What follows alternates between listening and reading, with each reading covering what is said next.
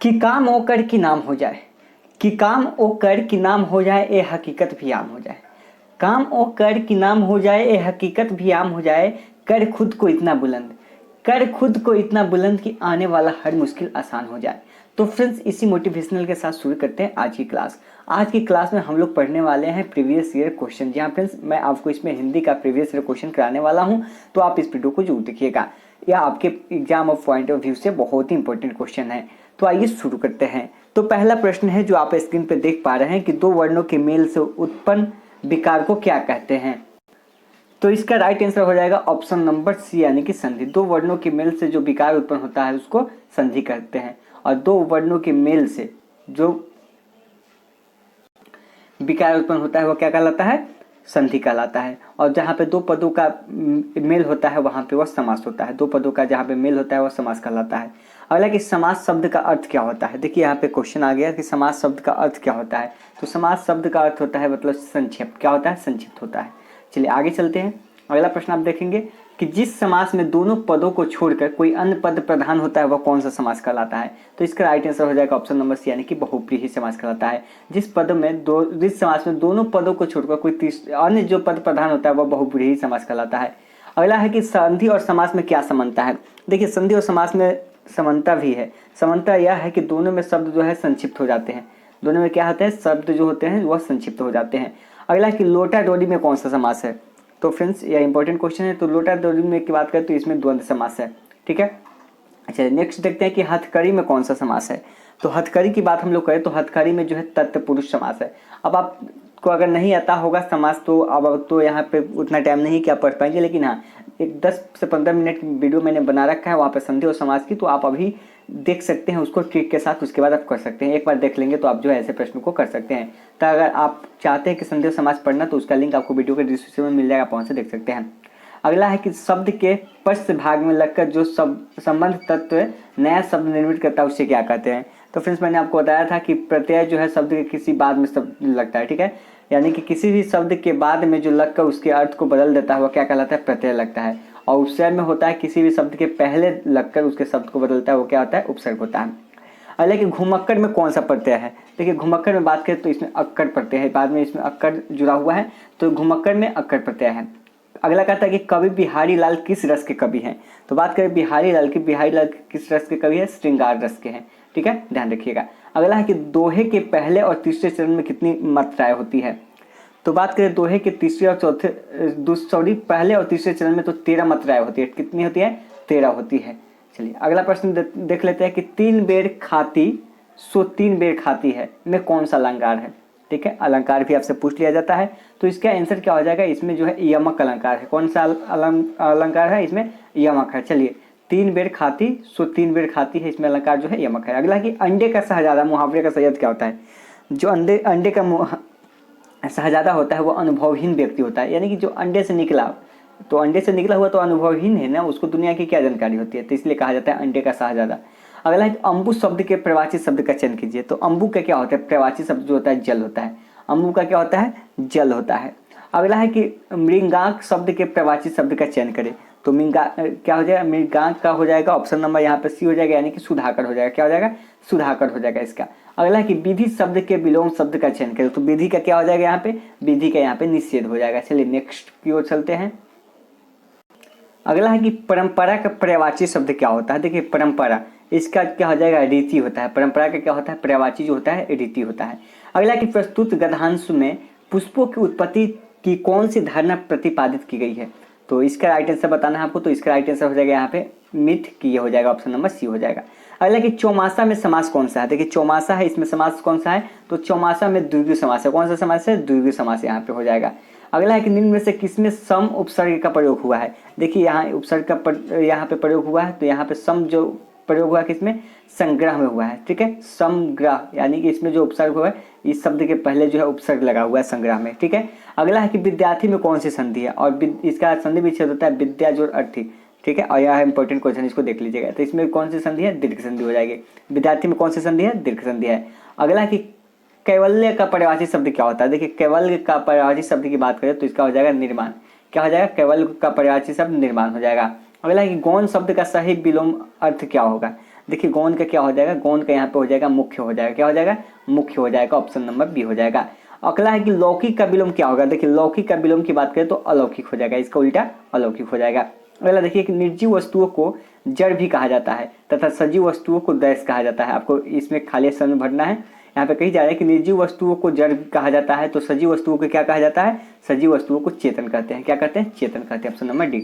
अगला कि हमेशा राष्ट्र के लिए डैश प्रहरी बनो, यानी सजग बनो, दुर्जन बनो, सज्जन बनो या जग बनो, तो इसका आंसर हो जाएगा सजग, हमेशा राष्ट्र के लिए सजग बनना। ठीक है, जिसे बुलाया न गया हो के लिए एक शब्द बताना है। ठीक है, जिसे बुलाया न गया हो, इसके लिए आपको अनेक शब्दों का एक शब्द करना है, तो क्या होगा, अनाहुत। जिसे बुलाया न गया हो उसे क्या कहते हैं, अनाहुत बोलते हैं। अगला है कि घर का ना घाट का, नहीं कहता कि धोबी का कुत्ता ना घर का ना घाट का, तो क्या हो जाएगा यहाँ पे, कहीं का नहीं रहा, कहीं का नहीं होना, इस मुहावरे का अर्थ हो जाता है कहीं का नहीं, ना घर का ना घाट का। चलिए नेक्स्ट क्वेश्चन। अगला है कि देश हित किस तत्व पुरुष का उदाहरण है। आपके सामने 4 ऑप्शन है, तो इसका राइट आंसर क्या हो जाएगा, इसका राइट आंसर हो जाएगा ऑप्शन नंबर डी, यानी कि संप्रदान तत्पुरुष का। देशभक्ति जो है किस तत्पुरुष का उदाहरण है, संप्रदान का है। अगला है कि पौन में कौन सी संधि है, पौन का संधि विच्छेद होता है पोज और अन, तो इसमें कौन सी संधि है, इसमें जो है अयादि संधि है। कौन सी संधि है, अयादि संधि है।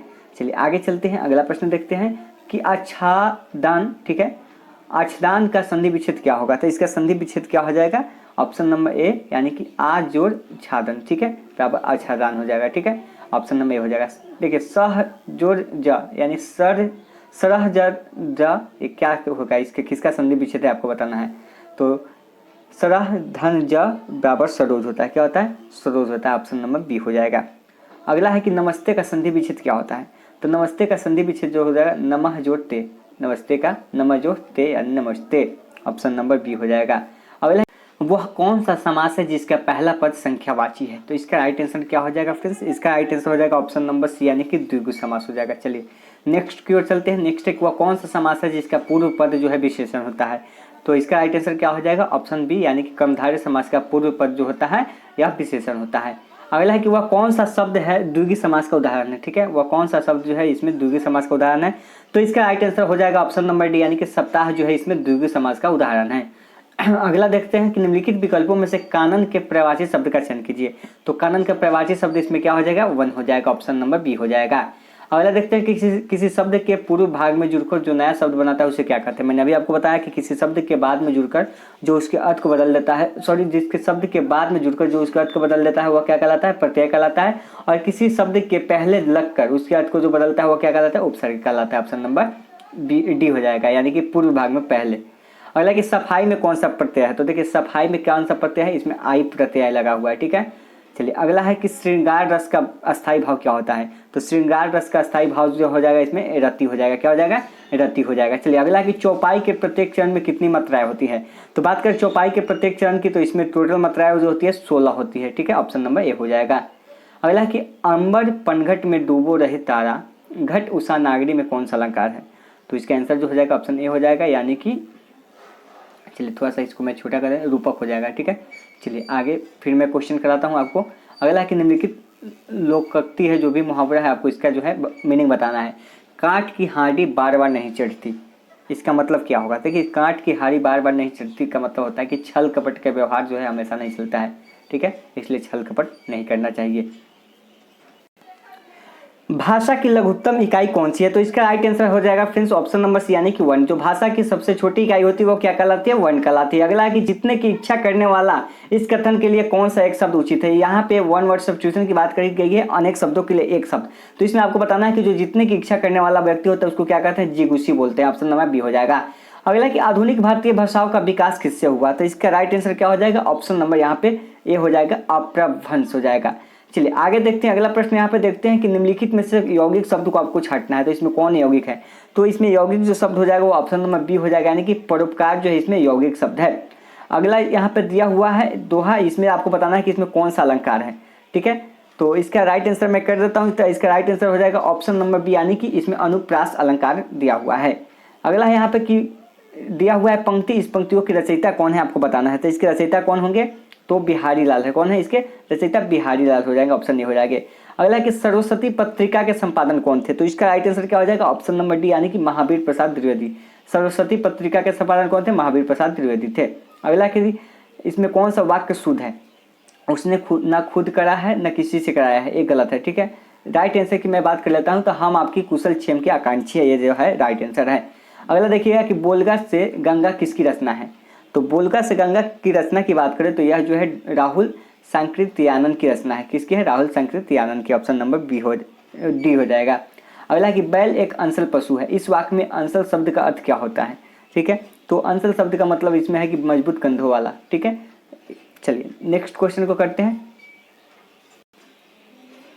जिसका ज्ञान इंद्रियों के द्वारा हो सके, इस वाक्य के लिए एक शब्द आपको चुनना है। तो इसका राइट आंसर क्या होगा आपको यहाँ पे बताना है। तो मैं इसका राइट आंसर कर देता हूँ, ऑप्शन नंबर डी हो जाएगा कि इंद्रिया भुनिति हो जाएगा।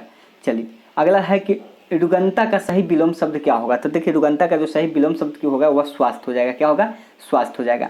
अगला कि मूर्धन्य महाप्राण व्यंजक का चयन कीजिए, इसमें कौन सा है? तो इसका आंसर मैं कर देता हूँ, यहाँ पे 100 हो जाएगा। ठीक है, चलिए अगला कि दंत ध्वनि का चयन कीजिए। जो दंत ध्वनि इसमें कौन सी है आपको बतानी है। तो इसका राइट आंसर क्या हो जाएगा? ऑप्शन नंबर सी हो जाएगा, यानी कि घ जो है यहाँ पे दंत ध्वनि है। अगला कि तत्सम शब्द का चयन करना है आपको। तत्सम शब्द इसमें से बताना है कि कौन इसमें तत्सम है। ठीक है, तो इसका राइट आंसर क्या हो जाएगा? ऑप्शन नंबर यहाँ पे बी हो जाएगा, यानी कि केवल क्या है इसमें तत्सम है। अगला देखते हैं कि संकर शब्द क्या है। ठीक है, इसमें संकर शब्द कौन सा है? तो इसका राइट आंसर क्या हो जाएगा? जमादार क्या है इसमें संकर शब्द है। ठीक है, ऑप्शन नंबर सी हो जाएगा। अगला है कि शुद्ध शब्द का चयन करना है। तो इसका राइट आंसर क्या हो जाएगा? ऑप्शन नंबर डी हो जाएगा, यानी कि ठीक है, ज्योतिमय इसमें शुद्ध शब्द ऐसे लिखते हैं ज्योतिमय को। अगला कि जिसके बिना काम न चले, इसको क्या कहते हैं? यह अनेक शब्दों के लिए एक शब्द है। तो इसका राइट आंसर क्या हो जाएगा? जिसके बिना काम न चले उसको अपरिहार्य कार्य बोलते हैं। ऑप्शन नंबर बी हो जाएगा। चलिए अगला देखते हैं कि नौकर का प्रवाची शब्द क्या होता है। देखिए नौकर की प्रवाची शब्द की बात करें तो इसका होता है अनुचर होता है। क्या होता है? अनुचर होता है नौकर का प्रवाची। अगला कि अनुराग का विलोम क्या होता है। थोड़ा सा मैं यहाँ फास्ट चल रहा हूँ। चलिए अनुराग का विलोम जो होता है यहाँ पे विराग होता है। ठीक है, बहुत ही सिंपल क्वेश्चन है, इसलिए ऑप्शन में आपको ज़्यादा परेशानी नहीं होगी। अगला कि नवरत्न में किस समास की योजना है। तो नवरत्न में जो समास है वह द्विगु समास है। कौन सी समास है? द्विगु समास है। अगला कि पर्यावरण में संधि विच्छेद क्या होगा। ठीक है, पर्यावरण का संधि विच्छेद क्या होगा? तो इसका हो जाएगा परिजोड़ आवरण। ठीक है, परिजोड़ आवरण बराबर होता है क्या है? पर्यावरण होता है। अगला कि सर्वनाम का भेद नहीं है। कौन सा इसमें सर्वनाम का भेद नहीं है? तो देखिए पुरुषवाचक, निश्चयवाचक, अनिश्चयवाचक सर्वनाम है, लेकिन यहाँ पर लिंगवाचक सर्वनाम नहीं है। ऑप्शन डी हो जाएगा। अगला कि आंधी का आम का क्या अर्थ होता है। देखिए आंधी के आम की बात करें तो इसका हो जाएगा बहुत सस्ती, बहुत ठीक है, बहुत ही सस्ती वस्तु। आंधी का आम मतलब झड़ जाता है। देखते हैं आंधी में आम जो है कितना जल्दी निकल जाता है, गिर जाता है, इसलिए बहुत सस्ती वस्तु उसको कहा गया है। अगला कि भाषा की व्याकरणिक योग्यता प्राप्त कौन सी है। तो इसका राइट आंसर क्या हो जाएगा? ऑप्शन नंबर ए हो जाएगा, यानी कि पद हो जाएगा।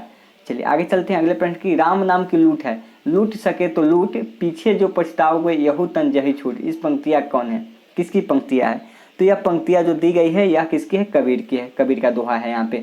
अगला है कि सकेत किसकी रचना है। तो देखिए यह क्वेश्चन मैं करा चुका हूँ। तो सकेत किसकी है? मैथिली शरण गुप्त की है। यह इंपॉर्टेंट क्वेश्चन है, देख लीजिएगा। अगला है यहाँ पे कि प्रेमचंद का बचपन का क्या नाम था। तो प्रेमचंद के बचपन के नाम की बात करें तो नवाब राय था। ठीक है, प्रेमचंद के बचपन का नाम क्या था? नवाब राय था। अगला है कि ब्रह्म समाज की स्थापना किसने की थी। तो ब्रह्म समाज की स्थापना की बात करें तो किसने किया था? राजा राम मोहन राय ने किया था। किसने? ब्रह्म समाज की स्थापना राजा राम मोहन राय ने किया था।